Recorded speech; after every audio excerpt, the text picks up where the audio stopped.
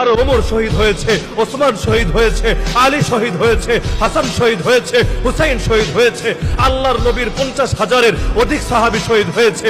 আর ইমাম আবু হানিফার লাশ জেলখানা থেকে বের হয়েছে। ইমাম মালিককে গাধার পিঠে চড়িয়ে মদিনার অলিতে গলিতে ঘোরানো হয়েছে।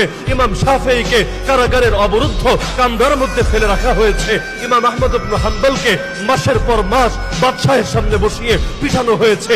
আর যেই দিনের জন্য খালিদ ইবনুল ওয়ালিদ জীবনে সুখ বর্জন করেছেন, সালাহুদ্দিন আইয়ুবী জীবনে সুখ বর্জন করেছেন, আর যেই দিনের জন্য হাজারো না লক্ষ না কোটি কোটি মানুষের কোরবানি গিয়েছে, আর যেই দিনের জন্য কাছাকাছি সময়েও মুজাদ্দিদ আল ফিসানি কোরবানি পেশ করেছেন, শেখুল হিন্দ মাহমুদ হাসান দেওবন্দি কোরবানি পেশ করেছেন, শেখুল আরবি ওয়াল আজম হুসাইন আহমদ মাদানী কোরবানি পেশ করেছেন, আর যেই দিনের জন্য হক নওয়াজ শহীদ হয়, যেই দিনের জন্য জিয়াউর রহমান ফারুকী শহীদ হয়, যেই দিনের জন্য হাজার হাজার না লক্ষ লক্ষ মানুষ শহীদ হয়, কিন্তু নবীর রেখে যাওয়া একটা আমানতকেও মিটতে দেওয়া হয় না।